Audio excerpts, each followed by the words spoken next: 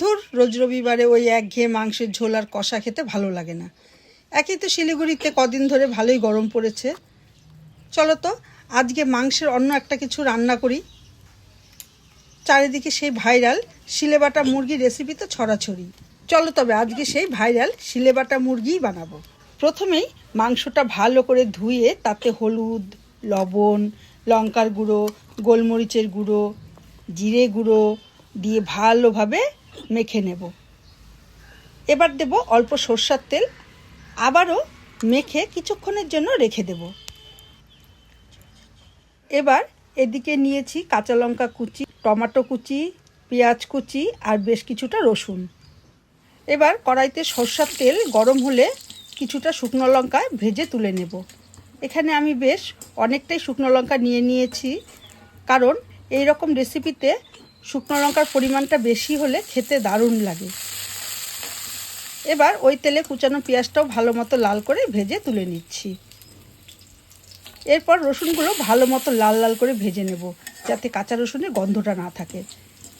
আর কাঁচা রসুনের গন্ধটা লাগলে খেতেও ভালো লাগে না। এবার কাঁচা লঙ্কা আর টমেটোর পালা। আমি কিন্তু সব কিছুকে আলাদা আলাদা করে ভেজে নিচ্ছি, কারণ এক এক সবজির ভাজা হতে এক এক টাইম লাগে। এবার ওই তেলেই আরেকটু তেল দিয়ে মাংসের পিসগুলো একদম লো ফ্লেমে অনেকটা টাইম নিয়ে ভেজে নেব। ধীরে ধীরে একটু সময় নিয়ে মাংসের পিসগুলোকে সুন্দর করে ভেজে উঠাতে হবে, তা না হলে ভেতরে কাঁচা থেকে যাবে, যাতে সব মাংস ভালো মতো সেদ্ধ হয়ে যায়। আমার তো এই ভাজতে মোটামুটি 20 থেকে 25 মিনিট লেগে গেছে। দেখো একদম ভালো মতো ফ্রাই হয়ে গেছে। এবার তুলে নেব। এদিকে একটা বাটিতে ভাজা শুকনো লঙ্কা আর লবণ দিয়ে ভালো করে মেখে তাতে পেঁয়াজ, টমেটো, লঙ্কা ভালো করে চটকে চটকে মেখে নিতে হবে।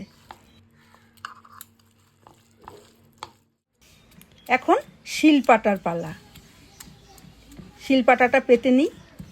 শিলপাটায় ভেজে রাখা মাংসগুলো একটু থেতো করে মাংস থেকে হাড়গুলো আলাদা করে নেব। এরপর ভালোভাবে বেটে নেব, যাতে এরকম ঝুরঝুরে হয়। এবার বাটা হলে বাটিতে তুলে নিলাম। ওই পাটায় এবার রসুনগুলো বেটে তুলে নেব। এখন বাটিতে ওই মাংস ভাজার তেল পুরোটাই ঢেলে দিয়ে ভালো করে সব কিছু মেখে নিচ্ছি। রেডি সেই ভাইরাল শিলেবাটা মুরগি।